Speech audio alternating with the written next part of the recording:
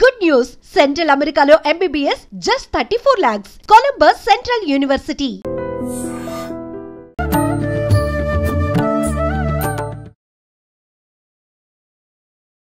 నమస్కారం, welcome to I dream. ధర్మ మార్గం విత్ విజిత కార్యక్రమానికి స్వాగతం. ప్రస్తుతం మనతో పాటు ఉన్నారు ప్రముఖ జ్యోతిష్య పండితులు ఆధ్యాత్మికవేత్త సుభాష్ శర్మ గారు. ఇప్పుడు గురుగారితో మాట్లాడదాం. నమస్కారం గురుగారు. శ్రీమాత్రే నమః. గురుగారు, శ్రావణ మాసం మనకి ఈసారి శుక్రవారంతో ప్రారంభం అవుతుంది. మరుసటి రోజు శనివారం. అయితే అమ్మవారిని ఏ రకంగా అయితే ఆరాధిస్తామో ఈ మాసంలో స్వామిని కూడా ఎక్కువగా ఆరాధిస్తూ ఉంటాము. మరి శనివారం రోజున స్వామివారిని ఏ రకంగా ఆరాధించాలో వివరించండి. తప్పకుండా. ముందుగా ప్రేక్షకులందరికీ శ్రీమాత్రే నమః, శ్రీ గురుభ్యో నమః. నమో దేవ్యై మహాదేవ్యై శివాయై సతతం నమః. నమ ప్రకృత్యై భద్రాయై నిహితాం ప్రణతాస్మిత. శ్రావణ మాసము ప్రతి శనివారము వెంకటేశ్వర స్వామిని ఆరాధించేటటువంటి అద్భుతమైనటువంటి మాసం శ్రావణ మాసం.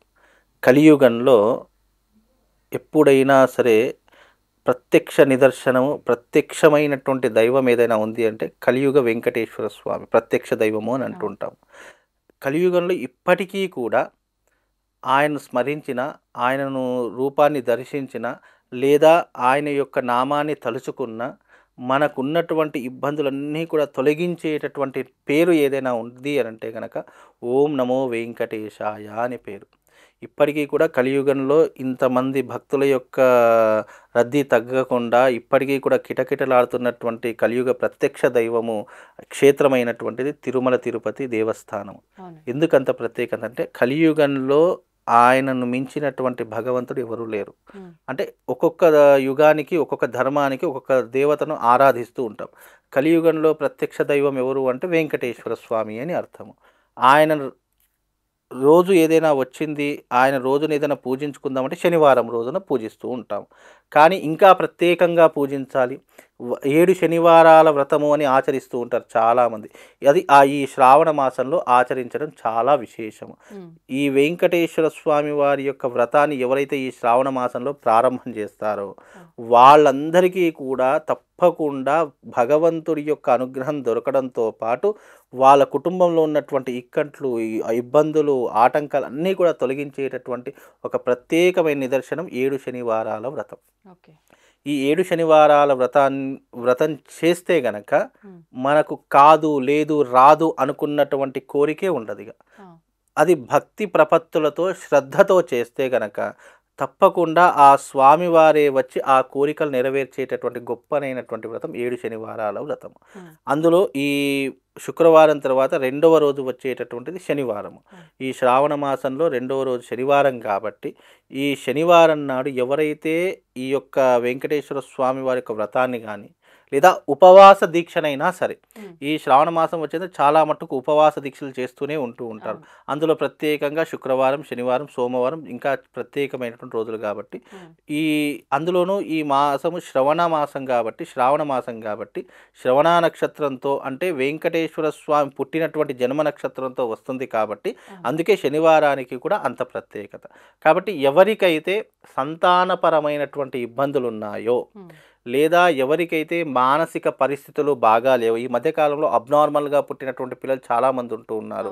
అంటే లైక్ ఏదైనా స్కిన్ ఎలర్జీతో పుట్టడం కానీ లేదా ఈ కళ్ళ ఎఫెక్ట్. ఈ మధ్యకాలంలో మొన్న రీసెంట్లీ పుట్టడంతోనే ఆ అబ్బాయికి కళ్ళద్దాలు వచ్చేసాయి. అంటే బికాజ్ ఒక 2-3 సంవత్సరాలకే కళ్ళద్దాలు పెట్టుకునేటువంటి పరిస్థితులు ఏర్పడాయి. అంటే కంటికి సంబంధించినటువంటి వ్యాధులు ఉన్నటువంటి వారికైనా సరే ఈ మాసంలో ఎవరైతే ఈ శనివారం రోజున 7 శనివారాల వ్రతం ప్రారంభం చేస్తారో తప్పకుండా వాళ్లకు ఆయుష్ పరంగా, అలాగే ఆరోగ్యపరంగా, హెల్త్ పరంగా, వెల్త్ పరంగా, కెరియర్ పరంగా, డబ్బు పరంగా, వృత్తి వ్యాపార పరంగా, అన్నిటి పరంగా ఇదొక మంచి రెమెడీ అని చెప్పుకోవచ్చు.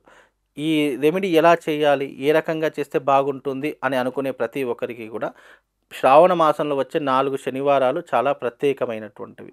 శ్రావణ మాసం తర్వాత భాద్రపద మాసం వస్తుంది. అది మనకు పౌర్ణమితో ఈ యొక్క వెంకటేశ్వర స్వామి వారి యొక్క వ్రతం అనేది పూర్తయిపోతుంది. కాబట్టి ఈ 7 శనివారాలు చాలా ప్రత్యేకమైనటువంటివి. ఈ 7 శనివారాల రోజున మీరు చక్కగా ఒక పీటను ఏర్పాటు చేసుకొని ప్రతి శనివారం రోజున వెంకటేశ్వర స్వామి వారి యొక్క చిత్రపటాన్ని ముందర పెట్టుకొని దాని ముందర ఒక కలశాన్ని పెట్టుకొని చక్కగా ఇరువైపులా 2 దీపాలు వెలిగించుకొని స్వామి స్వామివారి యొక్క షోడశోపచార పూజ ఉంటుంది. వైష్ణవ ఆగమం ప్రకారం కొన్ని కర్మలు ఉంటాయి, అది తెలిస్తే చేయించుకోండి. లేదు అని అంటే కనుక ఒక అయ్యగారిని పిలిపించుకొని ఈ 7 శనివారాల వ్రతాన్ని ప్రారంభం చేసుకోండి. ఈ 7 శనివారాల వ్రతం ప్రారంభం చేయడం ఎప్పుడైతే ప్రారంభిస్తారో మీ జీవితంలో ఉన్నటువంటి చెడునంతా కూడా ఒకటి తీసేసేటటువంటి ప్రయత్నం ఆ వెంకటేశ్వర స్వామి చూసుకుంటాడు. కాబట్టి ఈ యొక్క విధానాన్ని చేయించేటప్పుడు తప్పకుండా శుచిగా శుభ్రతగా ఉండేసి ఆ రోజున సాంసారిక జీవితం అనుభవించకుండా నేల మీద పడుకొని బ్రహ్మచర్యత్వాన్ని పాటించి ఆ రోజున స్వామివారి యొక్క వ్రతం చేసిన తర్వాత స్వామివారికి ఇష్టమైనటువంటి నైవేద్యములు, పిండి పంటలు కానివచ్చు, లేదు అని అంటే కనుక చక్కగా పాయసం లాంటివి, వడపప్పు లాంటివి, పులిహోర, చక్కెర పొంగలి, ఇలా నీకు ఏది తోచితే అది స్వామివారికి నైవేద్యం పెట్టి ఆ రోజున స్వామివారి యొక్క కథ ఉంటుంది. 7 శనివారాల వ్రత కథ అని చెప్పేసి ఒక గ్రంథం దొరుకుతుంది, బుక్ దొరుకుతుంది. అది ఆ కథను చదువుకొని మీరు ఆ రోజున స్వామివారిని మనసులో నింపుకునే ప్రయత్నం చేయండి. తద్వారా ఏమవుతుంది అని అంటే కనుక ఏలినాటి శని ప్రభావం ఉన్నటువంటి వారు కూడా ఈ వ్రతం చేసుకోవాలి, తప్పకుండా చేసుకోవాలి. ఎందుకంటే అర్ధాష్టమ శని, ఏలినాటి శని ఉన్నటువంటి వారు ఈ శ్రావణ మాసంలో ఇది తప్పనిసరిగా చేసుకోవాలి. ఎందుకంటే ఎవరైతే 7 శనివారాల వ్రతం చేసుకుంటారో వాళ్ళకు శని ఇక జీవితంలో ఎప్పుడు పట్టి పీడించాడట. రాబోయేటటువంటి రోజులు ఇంకా నీ జీవితంలో శని దశ ప్రారంభమవుతుంది, నీ శని దశ రాబోతుంది అనుకున్నప్పుడు కూడా నువ్వు ఏం భయపడాల్సిన పని లేదు. తప్పకుండా ఈ ఏలినాటి శని కూడా తొలగిపోయేటటువంటి అవకాశం ఉంటుంది. అలాగే ఈ వ్రతం వల్ల నీ జీవితంలో ఆర్థిక సమస్యలు ఉండవు, ఒకరి దగ్గరికి వెళ్ళి చేయాల్సిన పని ఉండదు.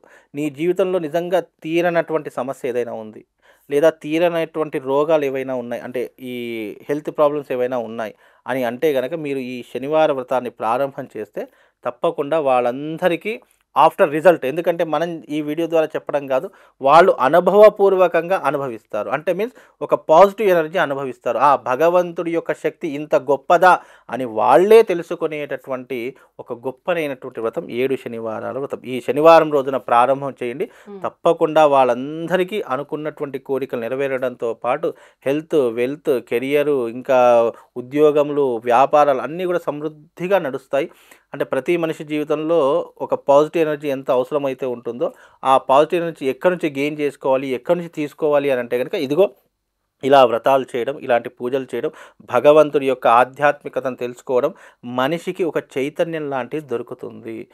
పూర్వకాలంలో చాలామంది హిమాలయాలకు వెళ్ళి తపస్సు చేసుకునేవాళ్ళు, చాలామంది దేవాలయాలకు వెళ్ళి ఎన్నో రకాలైన పూజలు, యజ్ఞయాగాదులు చేసేటటువంటి వాళ్ళు.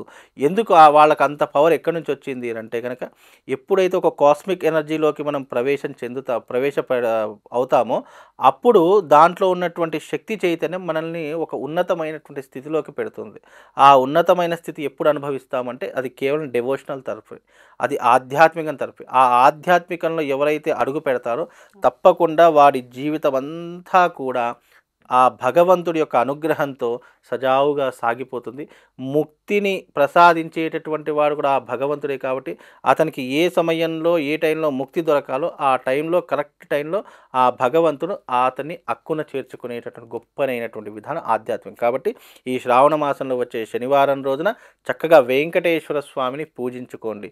తప్పకుండా స్వామివారిని పూజించే ప్రతి ఒక్కరికి కూడా ఎక్కడికో తిరుపతికి వెళ్ళి పూజించుకోవాల్సినటువంటి శక్తి మనకు లేదు కాబట్టి మన ఇంట్లోనే ఆ స్వామివారిని కొలువు చేసుకొని తప్పకుండా పూజించుకునే ప్రయత్నం చేస్తే శుభం లాభంతో పాటు అదృష్ట యోగం కూడా కలుగుతుందమ్మా.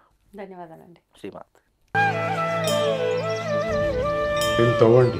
తవ్వుతున్న శివలింగం సరే దాన్ని అట్లా కప్పేసేయండి, చూపించదండి. కృష్ణ ఇస్ దేర్, మూర్తి పూజ కాదు, సాక్షాత్ బ్రజేంద్ర నందన భగవాన్ ఉన్నారు మూర్తిలో. ఏమీ ఆశించకుండా ఆరాధించే వాళ్ళు కూడా ఉన్నారా ప్రభుజీ? నిజమైన భక్తి అంటే మనకు తెలియదు కాబట్టి